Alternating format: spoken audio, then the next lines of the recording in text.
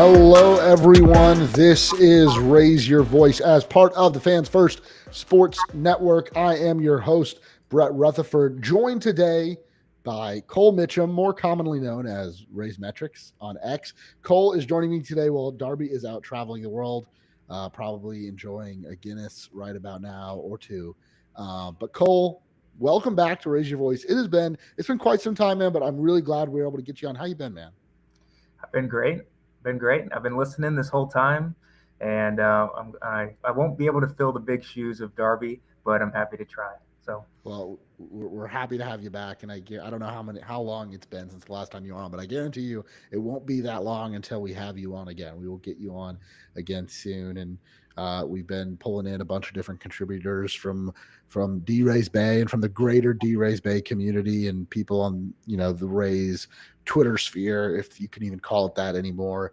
We want to continue with that this season, and it's this episode, like I love doing the season preview episode when it's a clean slate, but my favorite episode of the year is often like the first episode where we have real games to talk about. We have real storylines, real statistics. The stakes just feel a little bit higher.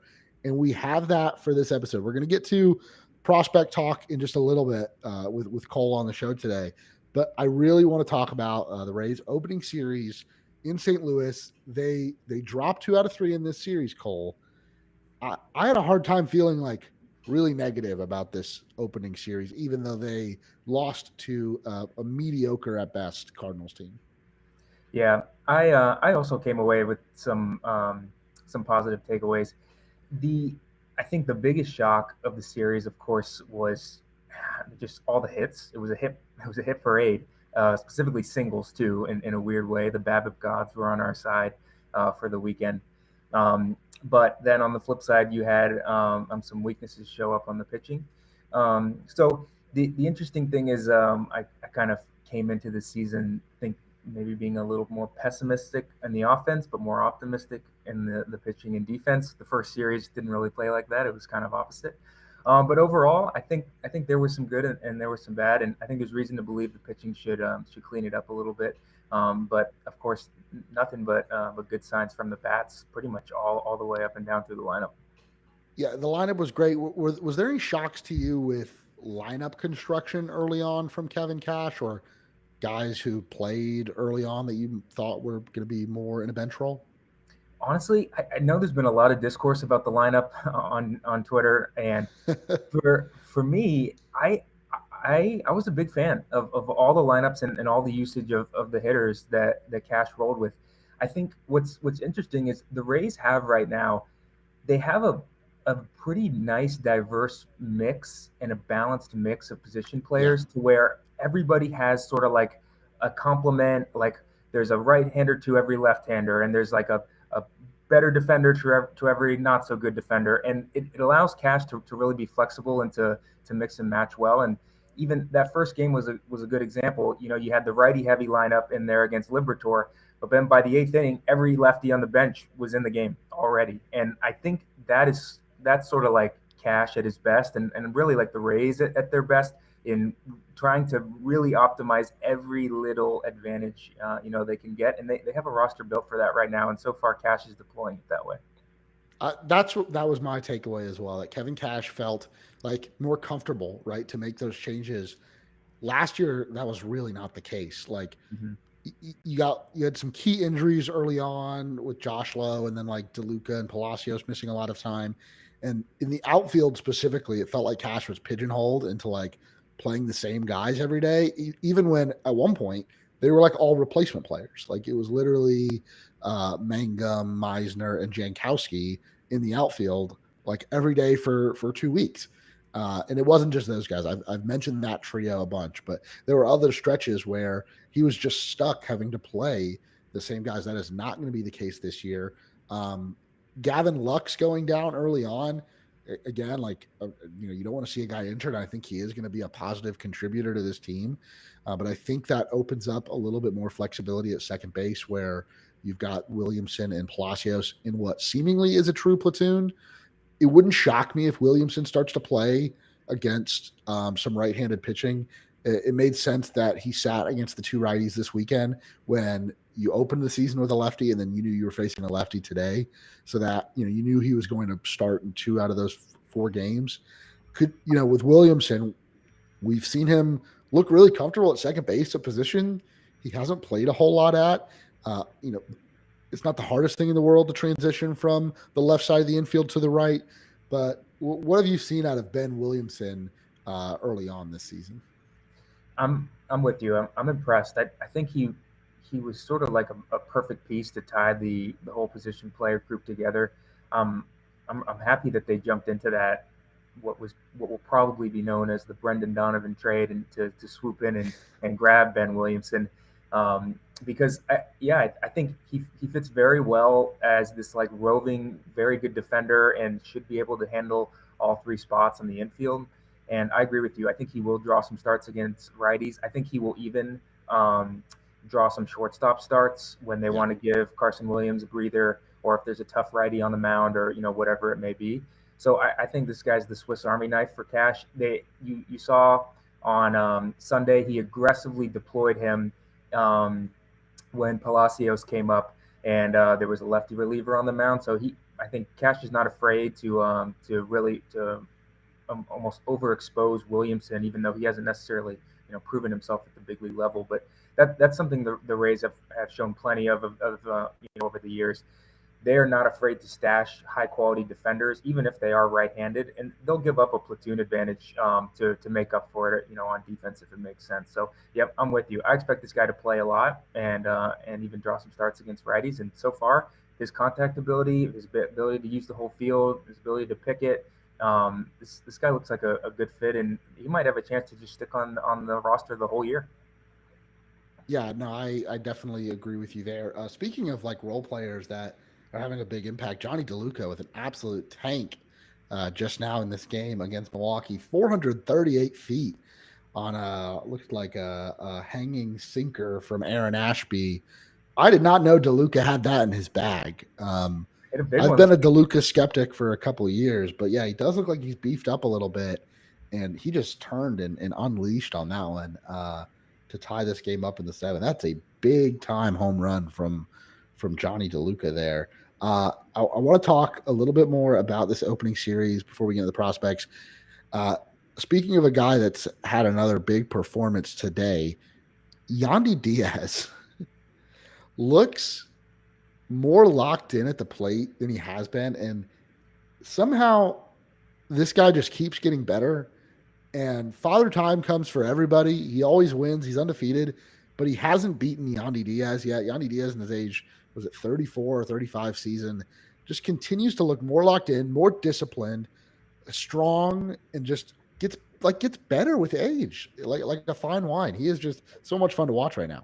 And the durability too. Like, this was a guy who was crippled by injuries when he was his first few years by the Rays. It was always a thing. Can he stay on the field? Are we moving him off third? Are we moving him off? Now he's out there every day. He's the regular DH, and it's ridiculous. The bat's getting better. The health is getting better as he moves into his mid-30s. I mean, when I flipped the game on tonight, he goes yard, and I'm just sitting there thinking, like, this guy is truly one of the all-time great Rays hitters we are watching right now. Like, this guy is. There is really only a handful of bats this franchise has ever had that are in that conversation. Yandy is right there at the top. I was having the same thought as well, and a good friend of mine texted me over the weekend and said, like, there's probably only one lineup that Yandy Diaz would not start in the league, and it's the Dodgers. Obviously, they've got Freeman and Ohtani, first base DH, but like, I don't think there's another organization that they wouldn't have a spot for Yandy Diaz at first base or DH if he were to go there. But I'm really glad that that's not the case and that he's with the Rays. And I do think that finally getting to a point where Jonathan Aranda is going to play the overwhelming majority of games at first base, that is going to get Yandy off of his feet. He can focus on staying healthy and just hitting. And just, like, you could tell that hitting to him is an art form. And he, like, works really hard at mastering that craft, and he's just really good at it. And I'm also really curious to see, I don't think he's had one yet, but I know he is going to be probably one of the hitters in the lineup that has the ABS green light. to make some challenges. I actually don't know how good he'll be at ABS challenges because sometimes in the past, if you watch him, if there's a close, like he has a really good idea of the strike zone, but if there's like a close pitch that he gets rung up on, like he always just like stares down the umpire like he thinks it's a ball, even if it catches part of the plate. So I think he's going to start using it. I don't know how good he is, but I think that's another interesting thing to watch. Speaking, let's talk about ABS a little bit. I've been watching lots of games over the weekend. I'm curious as to what your thoughts are on ABS. I've seen it in person at minor league games the last couple of years, but seeing it in the big leagues, and I know we had it in spring training, um, it's it's going to take some getting used to. What are your thoughts on the ABS challenge system early on? Overall, I have really just positive feedback for the most part on ABS. I see some minor qualms on social media where maybe some people aren't so happy if the very edge of the ball is nicking the Yeah, strike zone. But you got to draw a line, and the zone is the zone to me. If you're gonna to delineate anywhere else and try to put some portion of the ball that has to be in the zone, you're just gonna shrink the zone and come up with the same problem over and over again. It's got to be black and white with rules like this, and I'm in the long run and over this season, like we're going to have more correct calls, than baseball's ever had. And that I think is a great thing, down the path towards just making this a better sport. And honestly, the only thing, if there is one thing I don't like, it's that we aren't into full ABS yet because it's, there's a little bit of this like theatrics with the team challenging and the crowd gets into it. And, that all is kind of fun, but it's just showing me personally that this is the way, and that you kind of really beef up the integrity of the game by fixing this strike zone. yeah. I'm a fan of the challenge system. Even though like I think we're gonna get to full ABS at some point. I don't know how I feel about it yet. There is like some part of me that wants to hang on to the human element. I don't know if that's the right thing to do or not. But with the challenge system, there's part of it that I really like, and that is I think it does add an element of strategy to the game. And what I love about baseball is that there is, obviously the athleticism and the sport side of it, but there is the strategic side of it as well. And now there's just another element where you've got three players on the field that can make these big decisions because anytime you're challenging, you're using one of your team's two challenges, and so there's added drama with that. Which players should or shouldn't, and in what situations. I like that. I think that's just a fun strategic part of the game that we can now measure, right? As people that analyze the game, it's being tracked and counted. Who is the most successful in their ABS challenges? Who should be challenging more? Who should be challenging less? Which umpires are getting challenged more or less? And I love that, and I think that's going to be really fun to watch if you're in person at a game, right? When there's a big challenge. What I am adjusting to watching games on TV with the challenge system and seeing the strike zone box on TV and seeing how many challenges each team has remaining, that like every time that there's a bad call, my first thought is like, oh, they're going to challenge it. Oh, they should challenge. They should challenge. I think a lot of like fans are going to have that feeling, like, oh, why didn't they challenge that? And like failing to realize that, okay, even if that batter thinks that was a ball and they called it a strike, they can't use their ABS challenge like in the third inning with nobody on and two out, right? Like you've got to hold it for later in the game. So there is that. It's kind of being, and it's new right now. So commentators are talking about it, and the challenges, how many challenges you have left, is shown on the screen. It's very in your face right now, and so I think that'll take some getting used to. But overall, net positive for the game. Before we get into the prospects, let's talk about the pitching a little bit. We talked about some of the bullpen struggles. Joe Boyle, I feel like after a rough start, really settled in, and a guy that was going to be in AAA to start the season, but given a shot in the rotation due to the injury to Ryan Pepio. Man, that feels like a really good first start for Boyle in that situation. Yeah, totally agreed. Boyle's doing some interesting things this year, which give me some optimism. I mean, first and foremost, you can't start the conversation about Boyle without talking about the strike throwing, of course. And I mean, he was pounding the zone in those 6 innings on Saturday. So I think that was a great first start. And even the spring training, his zone rate was up compared to last year as well.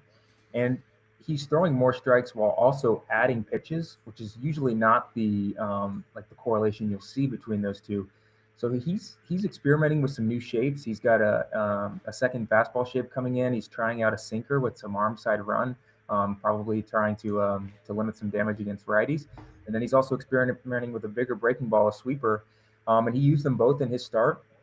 And you would think kind of a guy experimenting with new pitches would maybe be even out of the zone more, but he didn't have any problems with that. So even if the stuff ticks down a little bit and he's more like high 90s instead of low hundreds, if he's throwing strikes with that, I mean this is a high end major league starting pitcher. So it's always a little bit like you don't want to get like too excited with Boyle because you just never know. Like next outing, he may just not have it, and he could walk five. And I think we've seen that there's big fluctuations in his performance sometimes, just because I think the baseline command is just below average, and it probably just always is going to be. But the fact that he just has this in the tank every once in a while and can fill up the zone, I mean, it really does give you some optimism. So I'm encouraged, and I think this guy could be a big part of the rotation this year. The only starter we haven't seen yet is Shane McClanahan. He'll go on Tuesday, and obviously Ryan Pepio as well. Um, but between Rasmussen, like a really good Rasmussen start, 5 innings, limited the damage, strikeout stuff was I think he had 4 strikeouts. Steven Matz was very consistent, works very, very quickly. I think after one start, that looks like a good offseason addition. And then today, Nick Martinez gave up just the one home run to Contreras, but pitched 6 solid innings after a truly terrible spring. That if you can get those types of starts out of Nick Martinez, and your offense gets 17 hits a game like they did twice over the weekend, you are going to win games. Your bullpen is not going to blow like 6-run leads all the time. They might try, but you are going to win more games than you lose if that's the way the team performs. And Jax is right now in the game in a tie game in the 7th, facing the bottom part of the Milwaukee lineup. I think that's interesting, and it kind of further proves, if it wasn't evident already, that the Rays have no set closer right now. Again, a very Kevin Cash like 2018 to 2023 Rays feel to it, right? Eventually, Pete Fairbanks was promised the closer role in his contract extension, but now he's gone, and you've got, I think, still a very talented bullpen. They've got to work some things out, but it feels like the pieces are there, and there's enough freedom and flexibility with that bullpen, including some guys that are in AAA right now, where I feel overall positive about the bullpen on this team. And we saw some good, right? We saw Brian Baker, Yandris Gomez threw 2 shutout innings. Do you have any other thoughts on the bullpen in the early going? Overall, I agree with your sentiment on both the rotation and the bullpen. Yeah, even though there were some low points in this first series, I'm I'm mostly positive about it, especially getting back into the Trop, which of course they haven't been in there yet, but will soon. I think the bullpen is talented, absolutely. The with you've got this sort of three-headed monster with Jax, Clevenger, and Baker. Baker looked excellent in his 2 outings. I'm really looking forward to seeing what kind of season that he turns in. I think that he might have the talent to really be a special arm back there. The his sort of triangle of pitches, the high four seam, the diving changeup, and the tight slider makes him like a weapon against all handedness. And he's sitting upper 90s, and all three of those offerings look sharp. So he was a big takeaway for me in this first series. And I think if they are going to like try to set somebody who's the closer like most often, I agree with you. I don't think we're seeing like a guy this year, but maybe they kind of get into a rhythm. I think I might put my money on Baker right now to lead this team in saves. I kind of get the feeling that Cash likes Jackson Clevenger as like the righty lefty fireman, at least how it's constructed now. and may save Baker to kind of clean things up in the ninth. And then the other big name that is on the IL right now, of course, is Uceda, who should factor into those leverage innings as well when he comes back. But as things sit right now, that's kind of how I see the bullpen. And then just quickly on the rotation, I definitely think that their approach this year is a lot more sort of like um, more like steady strike throwing types who are just going to fill up the zone and eat innings. And how Steven Matz looked and how Nick Martinez looked today. And I think that that's a sound strategy. The defense is vastly improved from last year, and Yeah. I think that the Rays may see more balls in play this year from the pitching side. But I think that they have constructed the defense well enough um, to make up for that with Williamson and a healthy DeLuca and Williams playing a lot, and you've got a Mullins and a Fraley who are competent defenders. Like there is some big swings in the positive direction over a lot of net negatives last year. So overall, the like run prevention strategy and state of the state, so to speak, I feel quite confident in it, honestly. And for me, it's just kind of more of a question of will the offense be able to score enough night in and night out.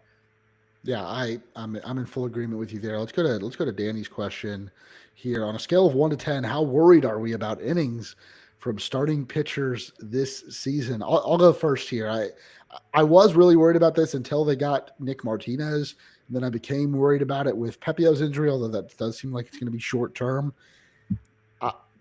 Danny, I am worried. I'll say a 4. Like there is a little bit of worry about guys being able to go deep. You've got Matz and Martinez who have been in like kind of swingman roles or bullpen roles here and there. You've got McClanahan coming back from surgery, Rasmussen who's going to be always used with caution, and then other guys like Joe Boyle who is not known for going deep into games. However, I do feel like it's going to take work throughout the season. You have enough multi-inning relievers between the big league bullpen and the Durham bullpen that can come up and eat some innings this year and maybe even make a spot start.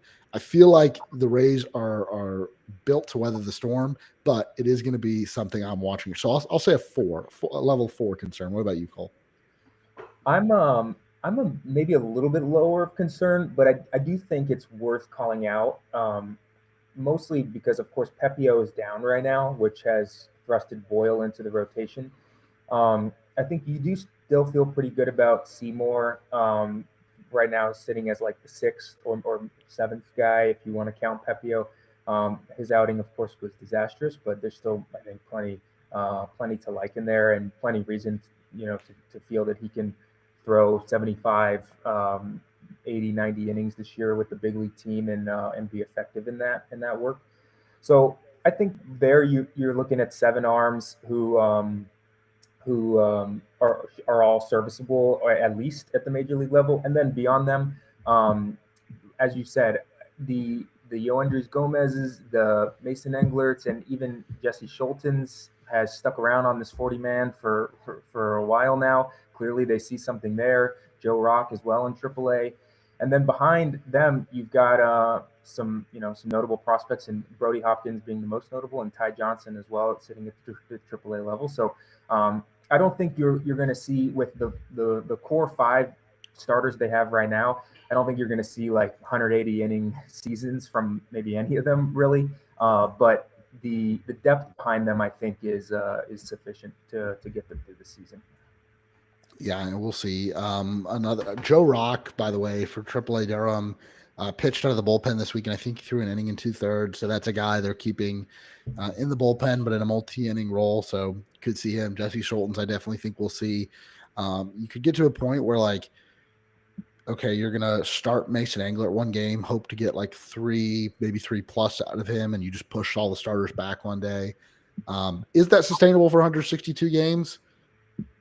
I don't know. We'll see. I guess that will be the test. And guys are getting kind of built up throughout the season. Like, I mean, Nick Martinez threw 6 tonight. He could go longer than that. I mean, he's going to be that type of pitcher where, like you said, Cole, lots of balls in play, keep it moving. I think Steven Matz is going to be the same way. And you don't want to overload them on innings, but I do think there are veterans you can lean on them a little bit more. And you're paying them as free agents, and you're always protecting your pitchers. But I do think that the Rays and teams around baseball when a guy signs for like guaranteed money, like he's going to go out and pitch. You're not protecting him from like a future payday.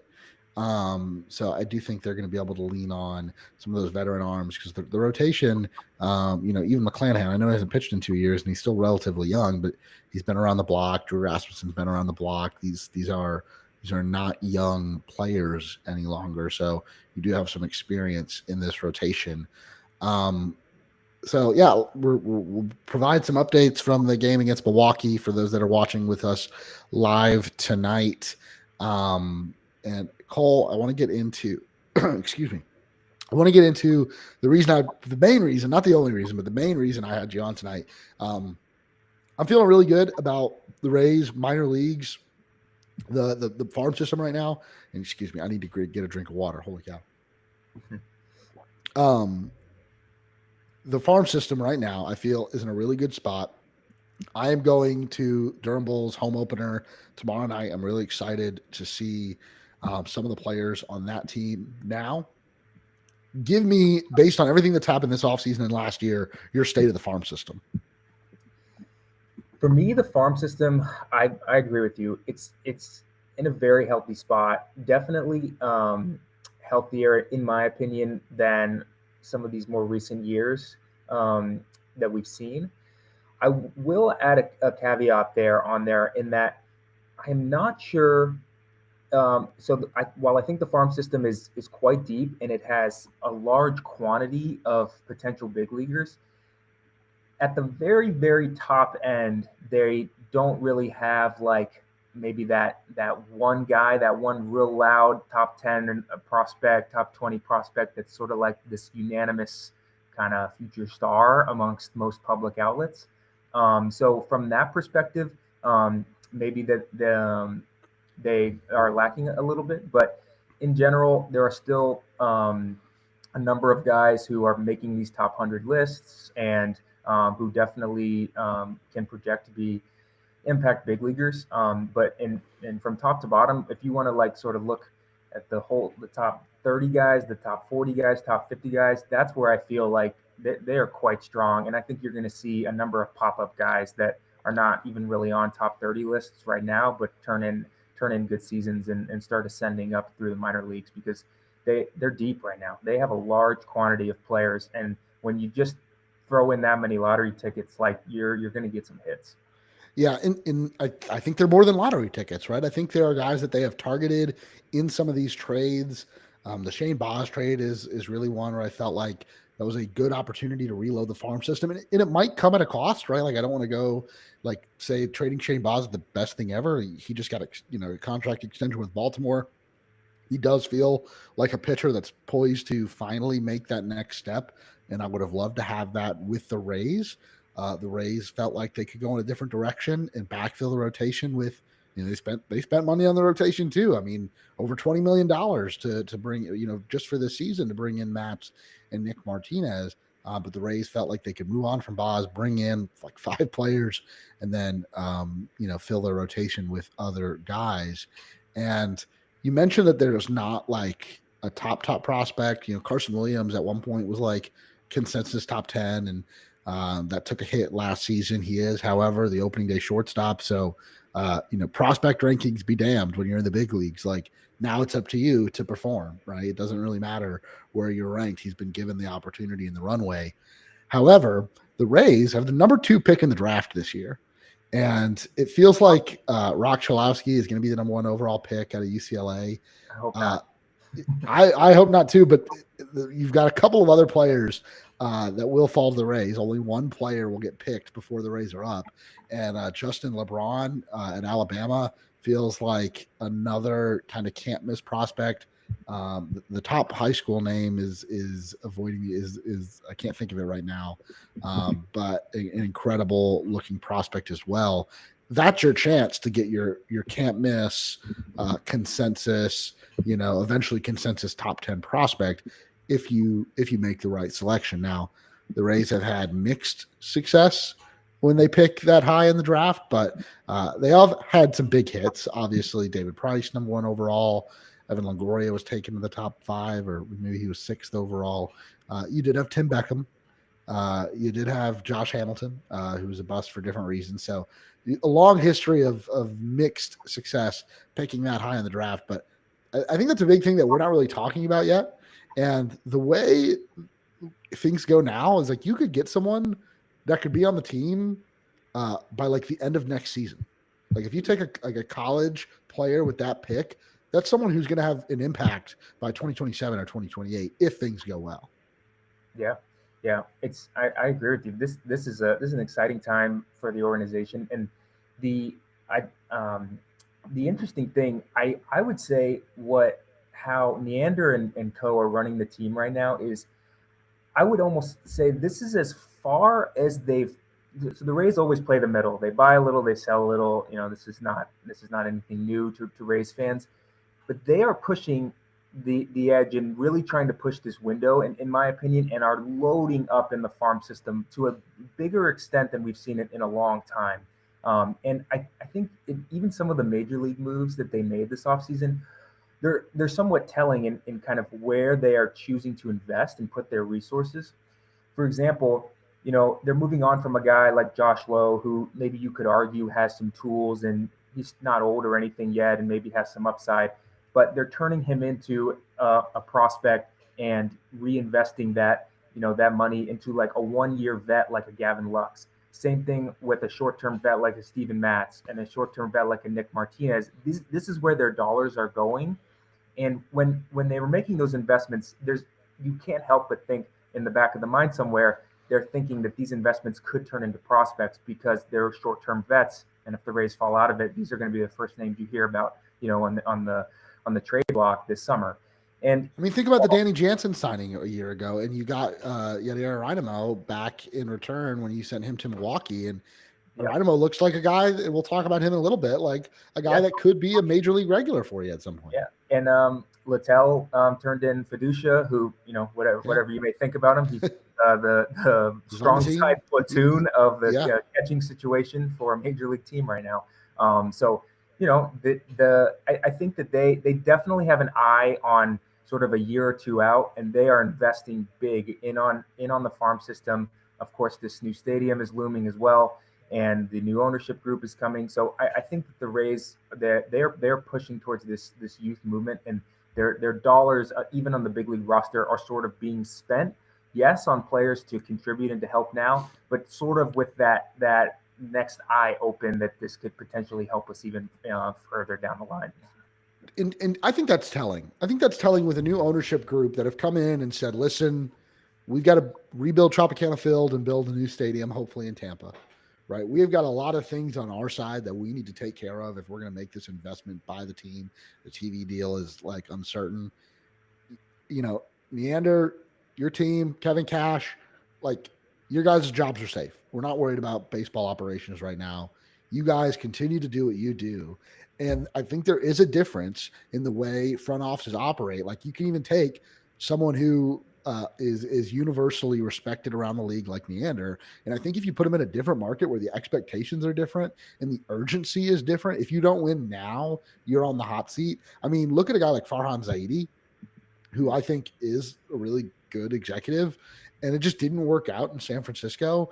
And I think you go around the league, like I think the situation that Eric Neander is in right now, where he can take 2 to 3 seasons where they're not tanking, right? Like this Rays team is going to be around 500. I'm not here to tell you that they're going to be like a really good team competing for the AL East. Never say never, but they're not tanking. They're fielding a competitive team, but still given the freedom to load up the farm system, to make bold trades, and to really position themselves to have success here in the next few years. And let's get into it. Let's start talking about some of the players. I kind of want to do this in reverse order, the players that are furthest from the big leagues all the way up to AAA, and some of the guys that I'll be watching on the field in Durham tomorrow night.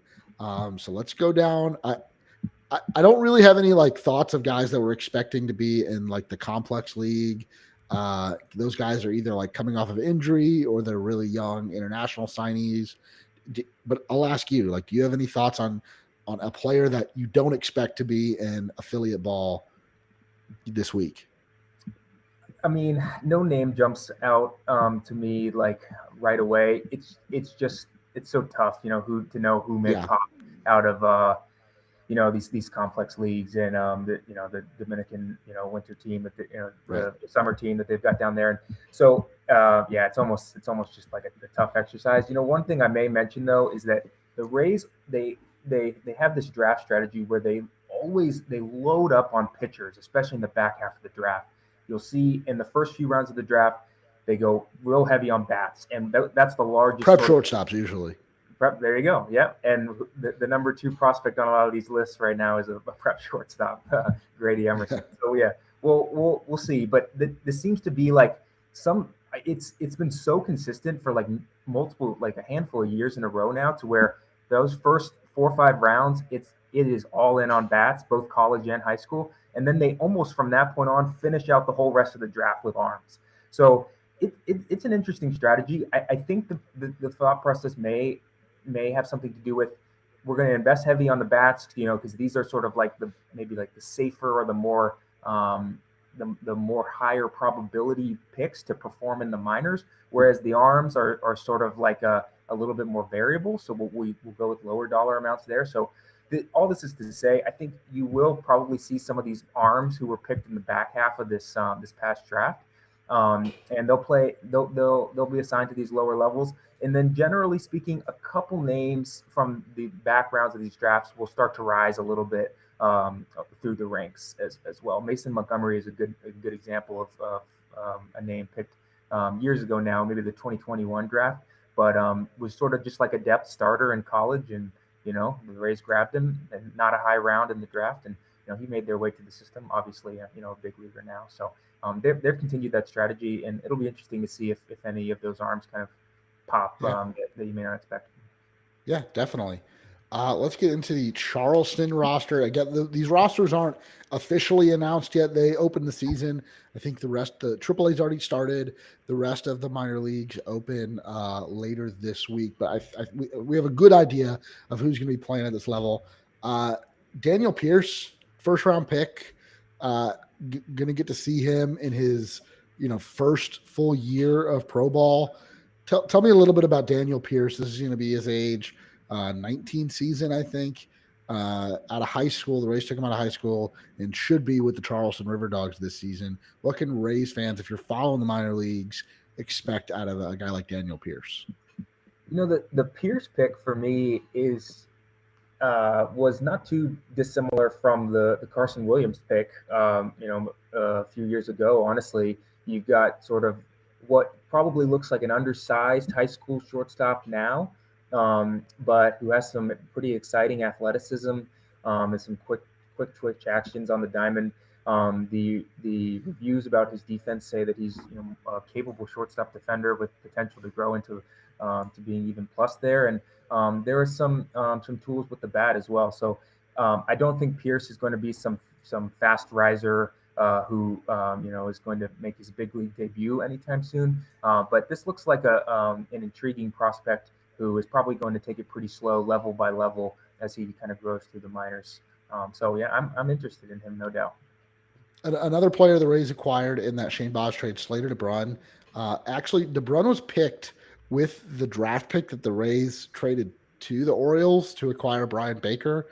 And then they end up with the player used in that slot anyways, which I just think is really funny. And just feels very Rays to go out and like trade the pick and get the guy back in another deal. And it looks like he might be injured to start the season, but another player there. We've got Braylon Guerrero could be in high A. That's one of those where I'm not sure. He played 50 games in A ball last year and did pretty well. Could be rising up the Rays system this year as well. Any of those guys? Cooper Fleming was another high draft pick from last year.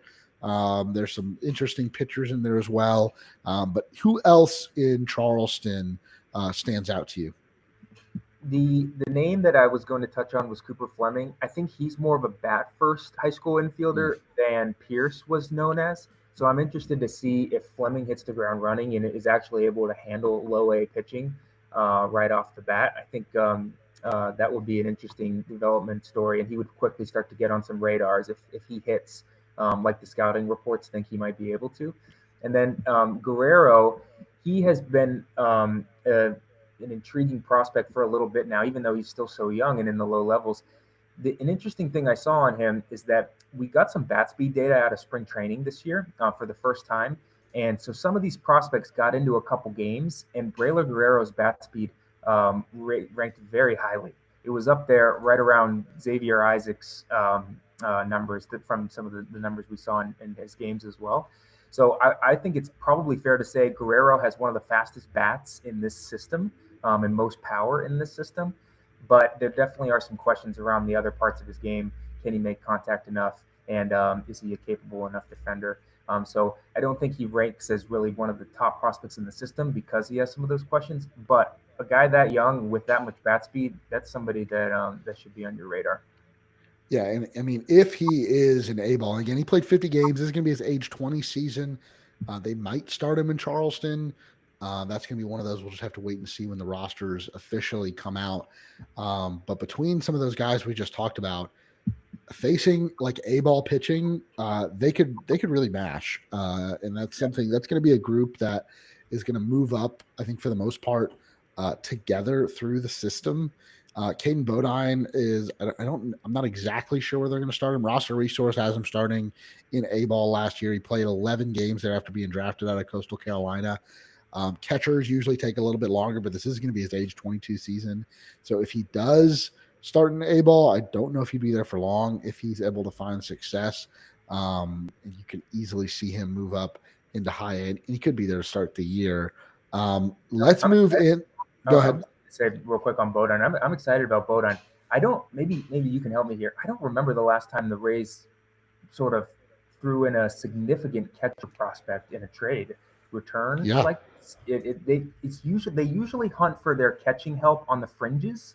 They don't tend to like invest like into big parts of trades or big dollar amounts into the catching prospects or even like young big league catching talent.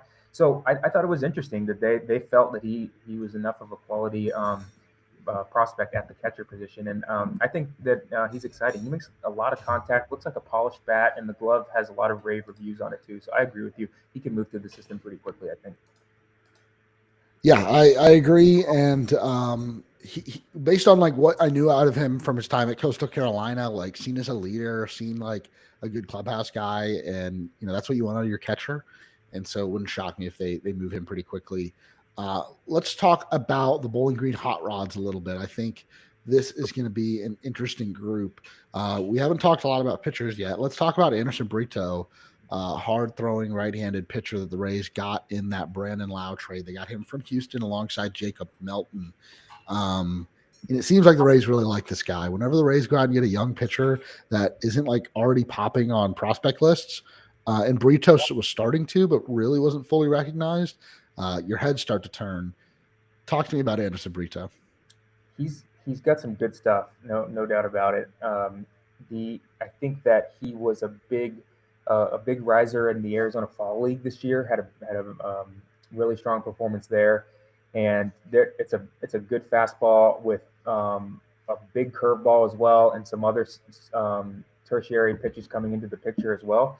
So there's a lot to like in Brito, and again, this is a younger, more like I wouldn't necessarily call him like a polished pitching prospect. He's more underdeveloped and a little bit undersized even, and has only spent time at the lower levels, and his Rule 5 status isn't until 2027. So this is not somebody who I would expect to see in the majors this year, or maybe not even next. But he's really got some upside in there for a really young pitcher that can wow you. And it's not totally the profile that the Rays always go after. So it caught my eye absolutely that they made him one of the key focal points of that trade. Yeah, there's probably some reliever risk in there with Brito.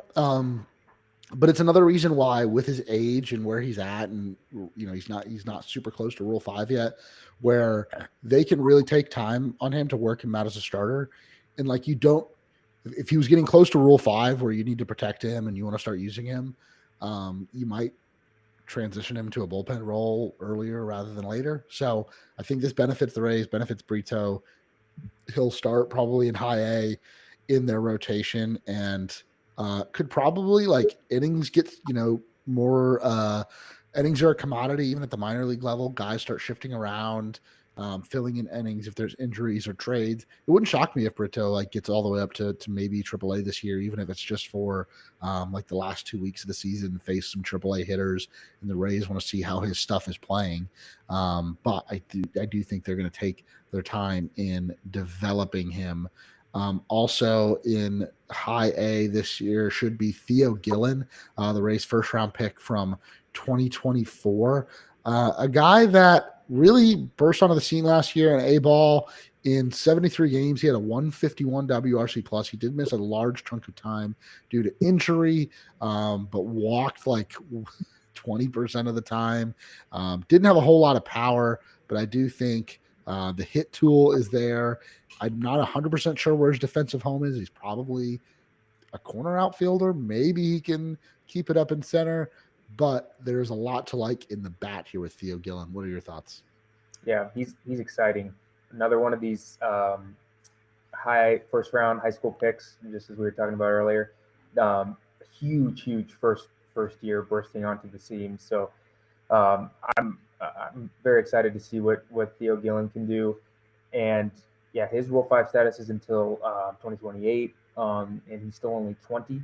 So this is a guy they've got time on to evaluate. And with him already performing that well in low A, there's a bunch to like there. I particularly like the high walk rate out of a Yeah. player like that with that much speed and athleticism and contact skill. It seems to me like there's a good foundation of a player who knows the zone at that age.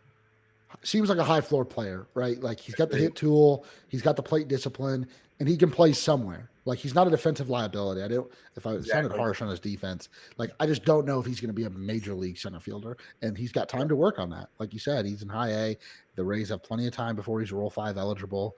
I think MLB has him as the number 2 ranked prospect in the system, and he missed a lot of time last year. Mhm. So there's a chance with a full healthy season with Bowling Green and then potentially Montgomery that he could start to catch more eyeballs from the national side of things, top 100 lists, and really he's on a lot of top 100 lists already. But he could have. This is a big year. Like this is a big year for his future as a prospect, and I'm really excited. He was first round pick in 2024.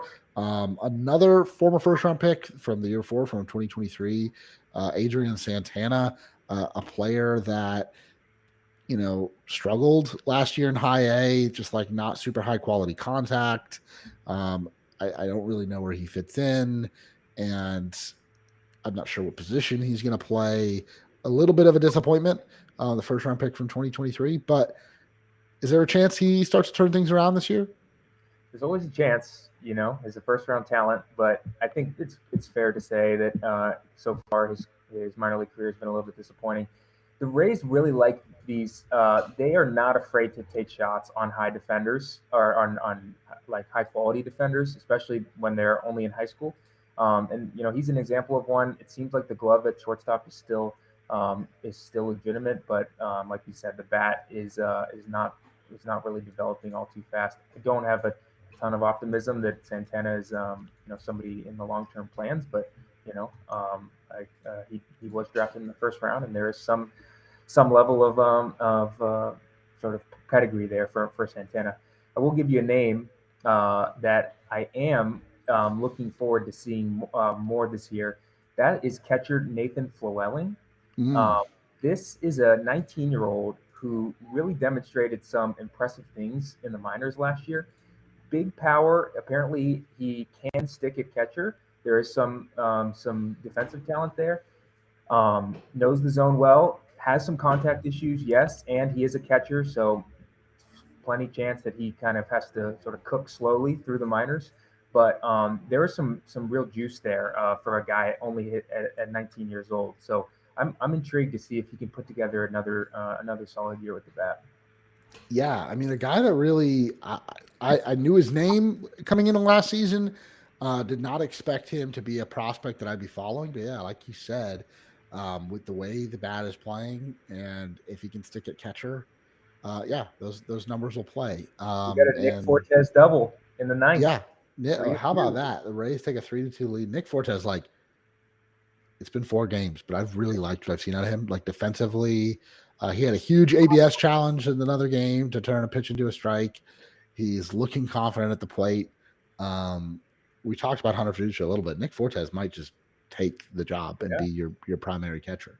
I think in the beginning of the game, the broadcast today, it had the American League batting average leaders, and it's got Yandy Diaz at the top, and I think Ben Williamson was next, and even Nick Fortes was in there in the top five as well. And yeah, who knew the Rays were going to grab one of the higher, on the higher average hitting catchers in the league? Yeah, that's right. Now we get to see. I'm not sure who they're turning to out of the bullpen here, but a one-run lead going into the Yeah, bottom of the ninth. Jackson Clevenger already went, so I would guess I, Baker, but dude, he threw he's back. throwing back to back, right? So Yeah, he's probably not going to go 3 times in 3 days. yeah. It could be. Who the Brewers I don't know. We have three lefties coming up. Oh, it's gonna be Ian Seymour Probably is. Yeah. or Clevenger for a second inning. I don't know. We'll see. You know, if you're listening to this as a podcast, you already know what happened, and you're just Right. saying, Right. "What are you guys Yeah. talking about?" It was I clearly think going to be Kevin if Kelly. it is Seymour, he got thrown into one of these like extra inning spots in his major league debut in Fenway, I believe, if I'm recalling correctly. Okay, so Austin Ryman, D-Ray's big contributor, is at the game tonight, and he says Ian Seymour is coming in. Okay. Wow. All Who right. knew? Breaking news. New Rays closer, Ian Seymour. Who had that on the bingo card? This will be fun to watch this ninth inning while we're trying to record this podcast and talk about the Montgomery Biscuits roster. Is there anyone else in Charleston though that we left off? One other name I'll throw out there: Santiago Suarez is yeah. more of a polished pitching prospect, really good strike thrower. His Rule 5 status is at the end of this year, so I think that's a name to watch. I think they may move him pretty quickly. He may even start at Double A. It wouldn't shock me. But I'll be interested to see if he actually makes his way onto the 40-man by the end of the year. Yeah, no, Santiago Suarez. I'm glad you brought him up, and yeah, feels like a pitcher that has really put things together and could use another good season right here coming up. It is Ian Seymour, now confirmed. I see him with my eyes, and he does get a strike there, first pitch. So has not gotten an out this year yet. He came in and gave up 5 hits against St. Louis. So first step here is just get an out. And if you can get, oh, nope, he hit him. And so it's a leadoff base runner. All right. I'm gonna move on to the Montgomery Biscuits and try not to spend too much time focusing on this game. That's all. With Sal Frelick pretty quick, sending him to first base as the tying run. Just great. Montgomery. We're going to talk about Durham in a second. Is there a chance? Am I crazy for saying, like, if we know the Durham roster, and so we have a pretty good idea of what Montgomery is going to look like, that if these two teams played in a 7-game series, like, Montgomery could beat them? They're stacked, man. They have got some talent in Montgomery. This and like they're kind of old too for the level. I mean, you look at the catchers like Kenny Piper. They might have like Tatum Levins, and then Rhinamo, Xavier Isaac, who was Ray's first round pick from a few years ago. Austin Overn, Aiden Smith, if he can have a bounce back here. Gregory Barrios, Braden Taylor, another like was a first round pick, and then has kind of tailed off a little bit. That 2023 draft class is just looking rough. The pitching staff, like TJ Nichols, Gary Hill, who we saw in the World Baseball Classic. Like, take your pick. Like, who's the player, if you're going to watch a Montgomery Biscuits game, like, who's the player you are keeping an eye out for the most? One, on the pitching side of things, one guy I'm a big fan of, and they acquired him this offseason, is Michael Ferret in the Shane Baz trade. I'm impressed by this guy's pitch mix. I think he's really got a kitchen sink of really nice pitches. He's kind of got it all. He's got breaking balls. He's got a fastball with some ride, and he's got off speed as well. He throws a bunch of strikes. He's gotten strikeouts in the minors all the way up to this point. he's another 2026 Rule 5 eligible guy. So it would not shock me at all to see him spend some time in Durham this year to see if he will be ready to join the 40 man by the end of the year. But especially with the Rays going out and making a big trade like the Boz trade, if you're going to throw Michael Ferret in there, I think you probably do that with the intention that if things go well for him, you're looking to add him to your 40 man at the end of the year. So that's a name I'm very interested in to see how he does this year. And then on the hitting side, I want to call out Aiden Smith, and he has had a little bit of hit tool struggles. Some strikeouts have crept up on him. Of course, he was a big part of the Randy Rosarena trade from 2 years ago. But I think that there's a good athlete in there. He can play center. He's got some pop. He steals bases, and I do think that if he can find a way to cut down on the Ks a little bit, that you may be looking at a big leaguer here. And he's still not Rule Out 5 eligible for till 2027, so you've got some time to continue to develop him as well. Yeah, Aiden Smith was a player I really liked when they acquired him, and so if he, when he had a somewhat disappointing season with the high strikeout rate and low batting average in high A last year, I was starting to get disappointed. But I do feel like there's enough defensive floor, there's enough other tools to where he can continue to progress through this system. And Ian Seymour did his job; he got 2 outs, and now they're going to Kevin Kelly. The next guy you want to see in this game with 2 outs in the 9th inning and the winning run at the plate. I don't know who it would be coming up to bat. I think it's either. It looks like it's Lockridge. I don't know. I think Lockridge is like a defensive. Yeah, Lockridge. I didn't even know who that was until I saw the lineup today for Milwaukee. But yeah, Aiden Smith. I do feel like he is he had a really good start to his Rays tenure with Charleston after the trade. Like that age 19 season in A-ball with Seattle's team and then with the Rays, he was hitting like in like 85 plate appearances. I think he was hitting over 300 with the Rays in that first year. And last year was just a rough year. And like sometimes like prospects just have bad seasons and development isn't linear and they need another year to put things together. I guess there's a chance he starts at high A again. I don't know if it's official that he'll be in Montgomery, but a player that I'm really looking forward to seeing. Xavier Isaac, I think, is going to be a big story this year. Obviously, coming back after emergency brain surgery last year, where they found a brain tumor, and that's now been reported on. He was talking about it openly in spring training. He's talked about it. He's coming into this year with like a new lease on life, right? And has an opportunity to continue his path to the big leagues. And before his, the surgery, Isaac was really blossoming into the hitter that, the Rays wanted to see when they drafted him in the first round. I thought it was the craziest pick in the world to take a prep first baseman.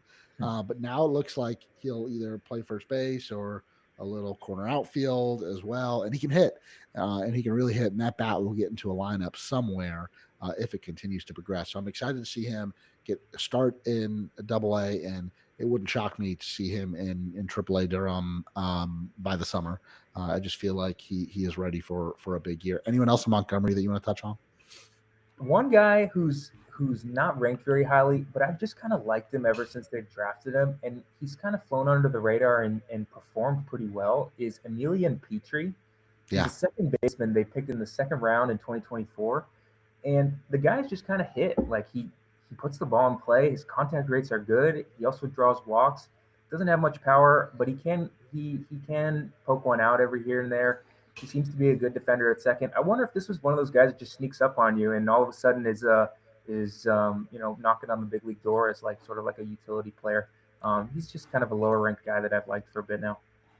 I agree, and I think like the Rays they do have a type now. Like I feel like they're really focusing on hit tool with a lot of these guys, and then getting them up, and a lot of it's going to be dependent on defense. Like, is he good enough to hold in a position, play multiple positions, play infield and outfield? For those types of players, that's going to be the determining factor in whether or not they can get to the big leagues and whether or not they can stick.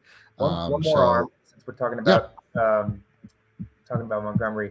An arm I would love to see have a great bounce back year is Jackson Baumeister. Yeah, he was one because he's a Florida State guy.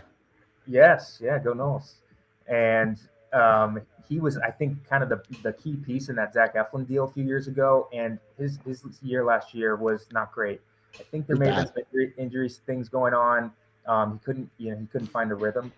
I would love it if he took this off season and got healthy and put in the proper work to come out and come back into that picture that he first was when the Rays first acquired him. When he first came over, there was some like real high ceiling potential there. He was flashing some big time whiff rates in the minors. So would love to see a turnaround.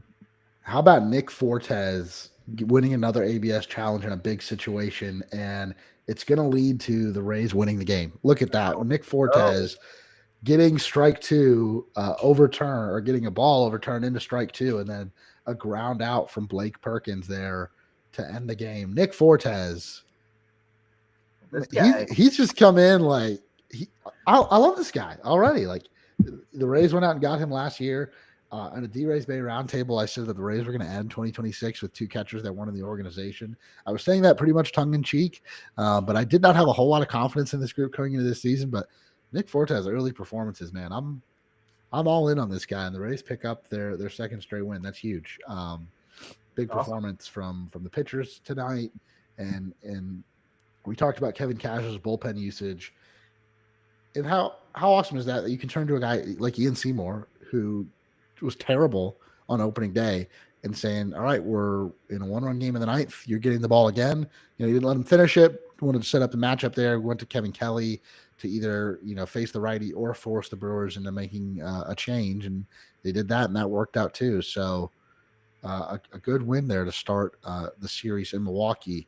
Yadier Rynamo, I don't know where he's going to be to start the year. Well, he's not in Durham, so I guess he's going to be here.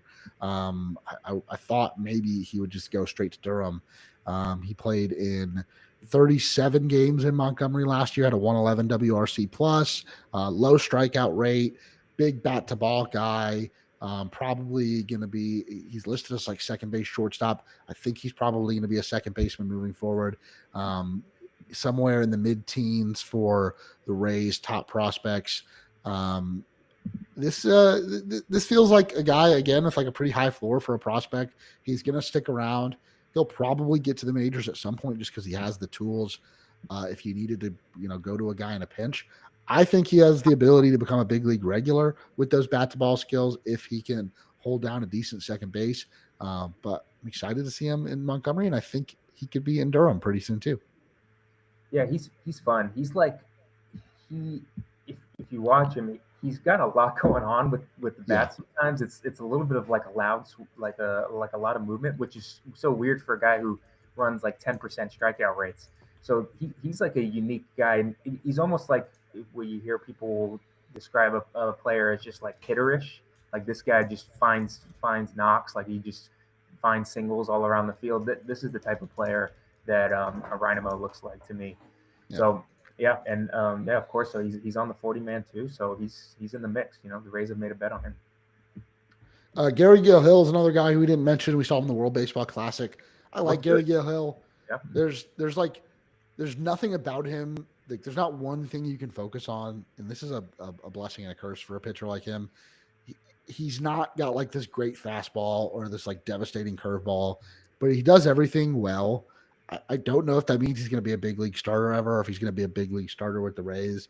But when a guy just like goes out there and does his job and pitches and prevents runs, like I don't know, you root for that guy to get his opportunities, and that could continue this season. So yeah, that's the Montgomery Biscuits. I do think like the way the rosters are currently constructed, they can compete with Durham. Durham's got some really good players too, though. So let's talk about that. I'm excited to see these guys in person starting this week. Um, there's there's a lot to talk about here. I do want to start with Brody Hopkins, though. I think Brody Hopkins is the best prospect in the race system right now. If it were up to me, he's ranked third on MLB's prospect rankings. The Rays drafted him in the sixth round of the 20, or sorry, not the Rays. The Mariners drafted him in the sixth round on 2023. Great fastball, great curveball, a number of other pitches that I think he can use, and I think he's going to be in the big leagues this year. agreed. They honestly the when there's like almost not enough good things you could say about Hopkins, and especially in some of the outings and some of the data that we got this spring of the stuff he was doing. His fastball is explosive. It's on such a high riding vertical plane from such a low slot, and it comes in at 99, 100. I'm almost like a little confused how he didn't get more strikeouts in the minors last year, even though he got plenty of them. But I mean, I see somebody who has truly like front line of big league starting rotation potential in Hopkins.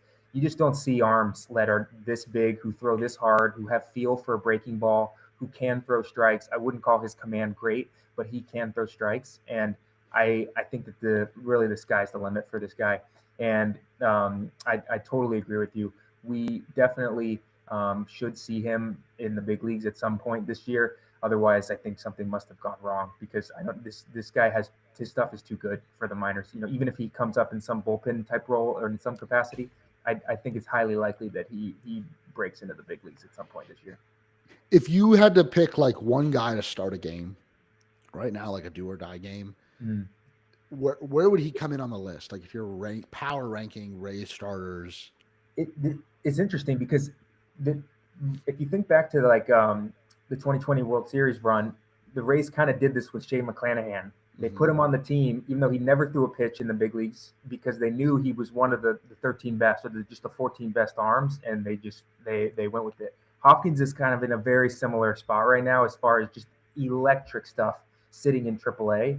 So I think from a starting pitching perspective, I mean, I can't put him above Rass, but anyone else, I mean, I think I'm taking Rass, Pepio, and then like Pepio's healthy.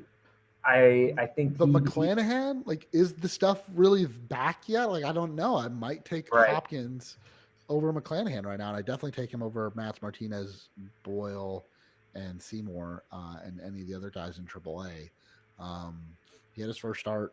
Either there's some command issues that he has to continue to work on, but the stuff is going to play, and like the commands will get better once he gets to the big leagues. And again, development is not linear. Like we saw Blake Snell, go through some of his struggles until he finally broke out and won the Cy Young Award in 2018. So I'm not going to say Brody Hopkins is going to come up and like win a Cy Young right away, but he's got the stuff to where you'll just continue to work with him on the command, and that's the only knock on him. The stuff and the arsenal is just too good, and I know that trade at the time was a gut punch to some, and the return there, including Hopkins, it does feel like it could be a big win long term for the Rays. The next guy who I could argue is the second best prospect in the Rays system, depending on who you ask, and the centerpiece in the return in the Brandon Lau 3-team trade, Jacob Melton. I think if you were just like, I need to field the best team today, Jacob Melton would not be in AAA. And if you could redo the offseason, like if you were making all your decisions at once, you maybe don't sign Cedric Mullins or you don't sign Jake Fraley, and you just let Melton have that spot. And the Rays got those guys before they made the trade. It makes sense why you would bring in the veterans to just fill out your roster and have a little bit of insurance. But Jacob Melton, he's got incredible power and incredible defense, and he feels like a really big impact player, again, that we should see in the majors at some point this year. Yep, 100% agreed. I was real high on him when they acquired him. I would say that maybe my expectations have been tempered a bit, just because I think that I maybe didn't fully understand the whiff risk here. Yeah. He was exposed a bit in spring training. Now, of course, it is spring training. Spring training stats don't matter. But I think that's the number one thing with Melton heading into the start of this year. If he's making contact in AAA, he's not going to be there for long. Just period. He did strike out in half his plate appearances this weekend. It wasn't pretty. Yeah. So that's exactly why I think that it's fine that he'll start in AAA. But if he goes down there and runs like a 22% K rate, I mean, this guy's going to tear up that league, and he'll be up here in no time. Now, if it's pushing 30% or even above, then they may have some tougher decisions to make as to when they want to bring him up. So there's a But fine line there, though, right? Where if you are striking out at a 30% clip, but you're playing elite defense and you're hitting 20 plus bombs, that's fine. There's a spot for you. And the Rays have had these types of players, like Jose Siri is the one that comes to mind. mm-hmm. If you are striking out at 30 plus percent and the defense drops off a little bit or the power's not there, then you're just like kind of useless, right? At that point, there is a fine line between very valuable player that's going to strike out a lot and a guy that just it's a liability to have him in your lineup. So Jacob Melton might be one of those players where he kind of rides that line for most of his career. And I don't know if this is a guy that's going to have like a super long big league career. But right now, like he's his age 25 season. So like the defense, some of the speed, like you kind of got to use that now. I don't know if this is a guy that's going to be in the big leagues when he's like 32. So not a super long-term player. Unless, he continues to work on things to figure things out, but there is whiff risk. And I understand why I was in AAA, but I was a little bit shocked. I did think that he wasn't going to have a chance to break camp with the team, and maybe the Rays gave him that chance, or maybe the Rays said, you know what, you're going to start in AAA, but we don't want you to think that this is you losing a position battle or anything. This is just the plan we have for you. I'll also say a little bit of a silver lining is that he didn't spend much time in AAA last year, but the time that he did spend, he was so good in AAA last year. It was the PCL, the most hitter-friendly environment, but his whiffs were not a problem at all. He was like actually a great contact hitter in his limited time there last year. So he at least has some precedent for making contact in stints in his past. So that gives me a little bit of hope. I don't know what was going on. I don't know why he was seeing the ball so well and why he was seeing the ball so poorly this spring training with this 50% strikeout rate. But like you said, maybe this is a guy that has some fluctuations in his profile. Overall, I do think it will be below average contact skill. But just how far that goes will be the question with him. In general, though, I'm high on this guy. I think that he's going to come up this year and he's going to be a contributor, and especially because he has got that power and that defense, he's got a potential to be just a solid, I would say, near everyday guy in the future years for the Rays. I want to talk about Alex Cook, a guy that the Rays added to the 40-man this year, a guy who I didn't know who he was. Like I literally did not know who he was until I saw that he was added to the 40-man roster. Was incredible last year in limited innings in Double-A, but the strikeout stuff was there, and the stuff looks really good. Great fastball and a nice slider to lean on as well.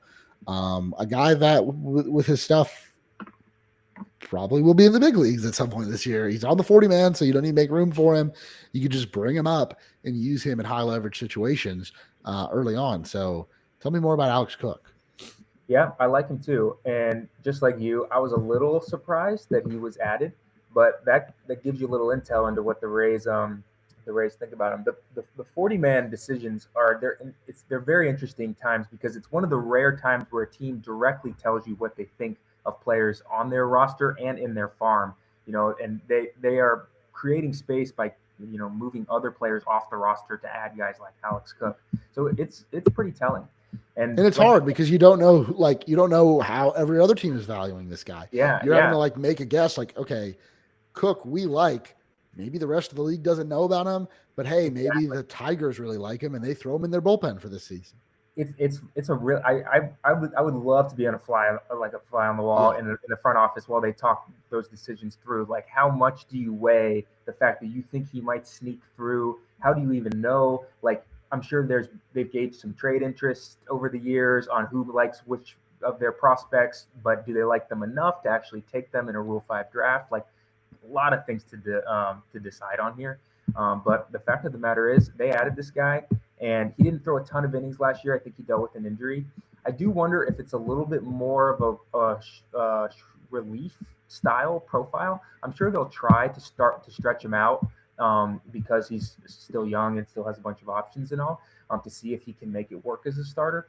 But it's from what I understand, it's mostly fastball slider mix, but it's a good two pitch mix there. And I'm interested to see how his season develops and if they kind of keep him in shorter stints to try to get him to the big leagues to help in that way, or if they keep him down a little bit longer and really try to stretch him out as a starter. Yeah. Right now, as is the focus of a lot of AAA guys, we're talking about a lot about players that could have an impact at some point this year. Trey Morgan is another guy that I really like. Like, I don't know what his ceiling is as a prospect, and I don't know what his fit is right now. He's a left-handed hitting first base and corner outfielder. Well, we just talked about all the left-handed hitting outfielders the Rays already have.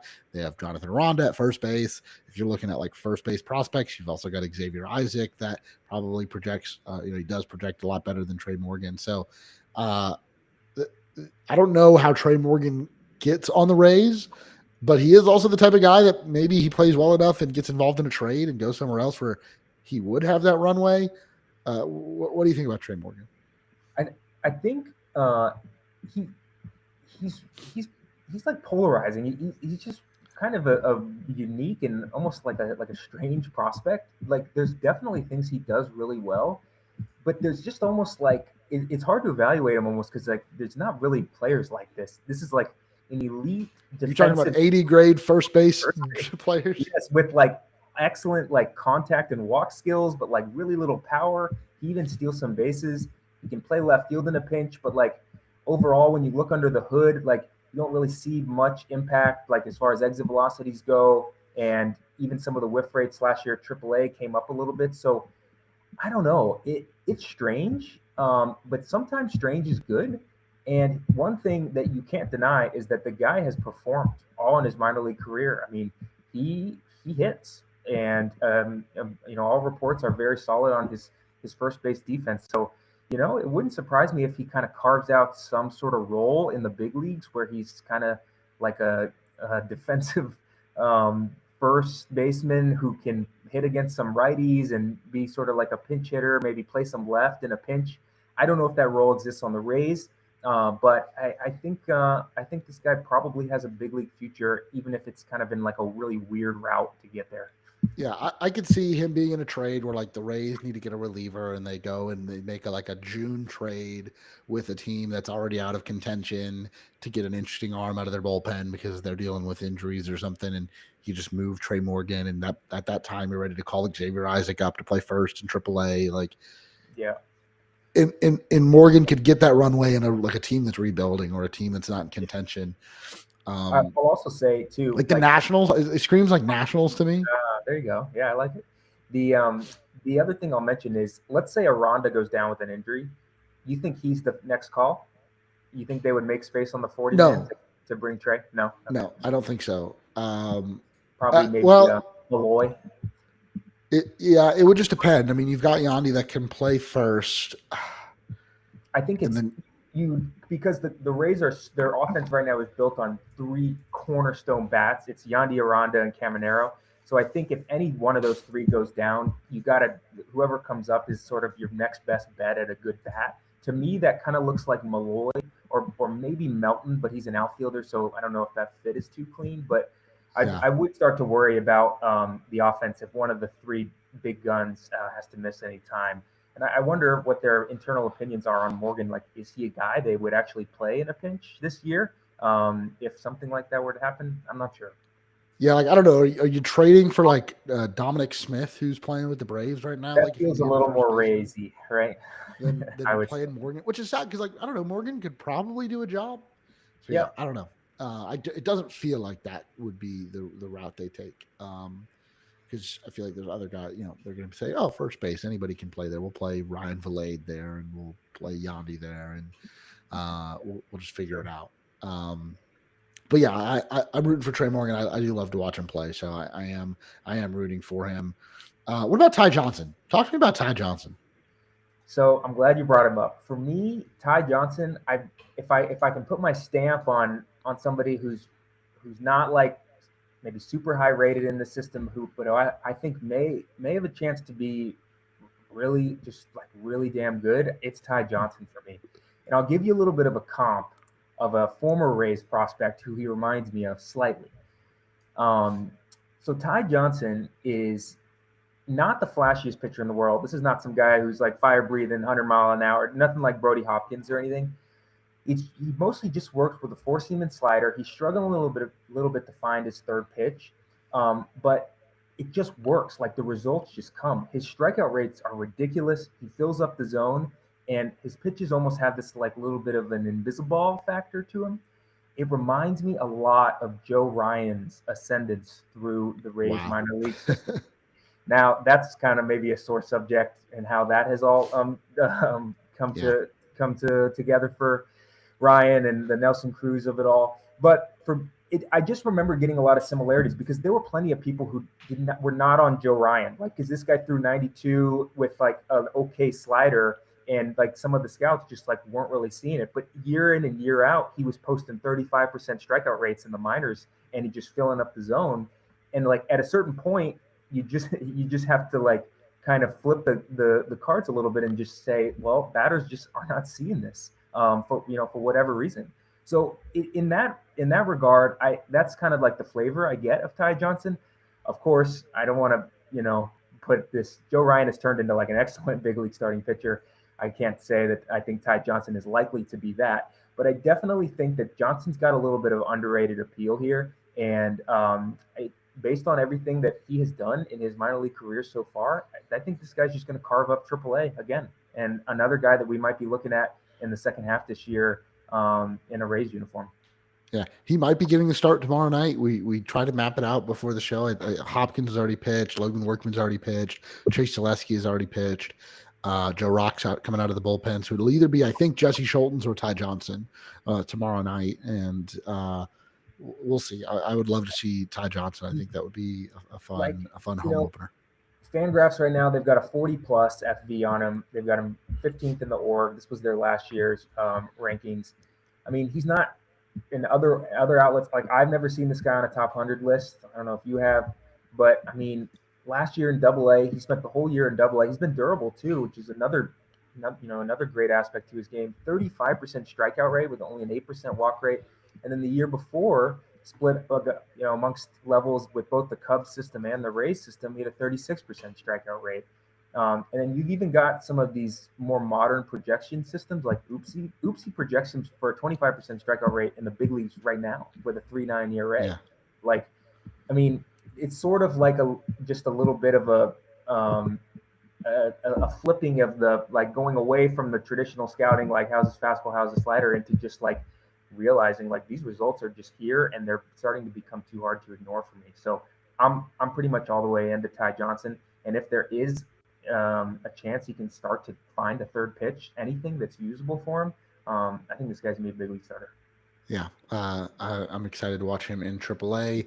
Casey Hunt, another guy. Ben Whitelaw just put a great piece on Casey Hunt on draysbay.com, and so I would recommend going to read that. And an interesting arm the Rays got in a trade, sending Jake Woodford to Milwaukee, a guy that the Rays were just basically ready to cut. Didn't make the team out of camp, even though I think there was interest there, but obviously want him to be able to pursue big league opportunities.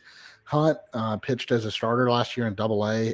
The ERA, this is a big jump for Hunt going up.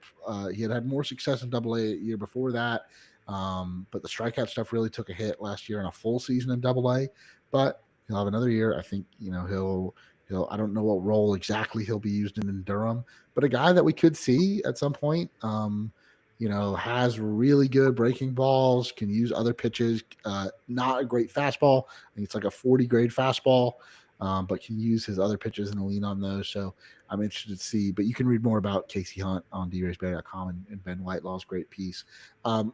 We've talked a lot about these guys. We've mentioned the impacts they might have, but I want you to tell me the one prospect, and I'm going to not, ask you any specific metric. We're not going to go off wins above replacement, but which one prospect do you think will have the biggest impact on the Rays major league roster in 2026? For me, I think this maybe this is a little bit of a cop-out answer, but I might give you two here. So Okay. from a WAR perspective, I'll go with Melton. I think Melton comes up and plays the most amount of time to accumulate the most WAR. I think that eventually, whether Fraley or Mullins gets dealt, or if Simpson's defense isn't progressing, if some way one of these lefty outfield shoes will drop and Melton will get his opportunity, I think it's a matter of time. Cedric Mullins, like, it's early. I don't want to draw too many conclusions based on his performance. Does not look like a player that will finish the season on the Rays. Like, Yeah. unless you're in a division chase and you just want to keep the veteran guy with the high floor. But I don't even know how high his floor is anymore, right? Like, he Yeah. could have a rough season ahead of him.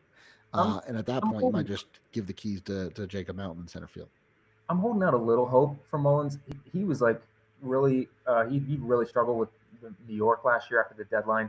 But I still think he's got some range in the outfield, and I like that he's sort of turned into this like all or none pulled fly ball approach. So Yeah. I hope that maybe he sort of like kind of No, gets no. hot with some homers and finds a nice role here. But it is turning into like more strikeouts and more pop ups and less BABIP and these types of Yeah. And the things. defense So isn't as good. yeah, exactly. So there, he's definitely sort of walking the edge. So and then so which is just another reason why I think some way somehow Melton will find himself into a pretty good share of playing time this year, which is why he's my answer. But the other name I was going to throw at you just is Hopkins from I don't think he'll pass Melton from like a most WAR this year because I don't think he'll spend as much time on the big league roster, but I think he may make a bigger impact in really short spurts. Like, for example, if the Rays are in it at the end, I think this guy Hopkins is going to be on the team in some sort of role, and he's going to be pitching meaningful innings down the stretch here. And if they fall out of it and sell off at the deadline, then Yeah. same. I think Hopkins will be up, and he'll be more of this maybe a traditional starter in that sort of scenario. But either way, I think he'll be impactful this year. Because there's probably, if you fall out of it, there's probably three starters that are going to be available, and that would be Rasmussen, Matz, and Martinez available at the trade deadline. I don't see a world. You could trade Pepio, I guess. I don't see a world in which you trade McClanahan unless he is just like absolutely lights out. So I think that would be the path for Hopkins. But even if they're in it, like, I think there's a path for Hopkins if they're in it or if they're out of it. Like, Exactly. Yep. it does feel like he will get his opportunity this year. And I think it's gonna be a really fun year to watch some of the Rays prospects in the system. And I'm not, we're talking about prospects on March 30th. That's like, I'm not here to sound the alarms that we've given up on the big league season. I'm very much in tonight's win. I feel very good about where the big league team is right now. And I think this year we're just going to see, these guys move down the line, get that next step up in level for a number of them. And someone will contribute this year. But I think 27, 28, a lot of the guys we talked about are going to be big league contributors for the Rays. And that's something that 2 years ago, when our farm system kind of hit that dip after, it was like number one for however many years in a row. I couldn't say that about the farm system. Like, the cupboards were a little barren, and Eric Neander and their team have put together, I think, a really solid farm system once again this year. So it's going to be fun to watch. So that is going to do it for this week's episode of Raise Your Voice. Big thank you to Cole Mitchem for hopping in and filling in for Darby Robinson. Darby should be back on next week's episode. We've been live on youtube.com/@raiseyourvoice. If you're still watching live with us and you haven't already, make sure to like this video, subscribe to our channel, and turn on the notifications so you can join us every time we go live. We're also available, of course, wherever you get your podcast. And if you love what we do here on Raise Your Voice and you want to say thank you, head on over to patreon.com/raiseyourvoice or click the link on the bottom of the screen where you can become a Raise Your Voice Patreon member for as little as $1 a month. As always, make sure to head on over to draysbay.com to check out all of that great Rays coverage. Once again, thank you guys for listening, and we will talk to you next week.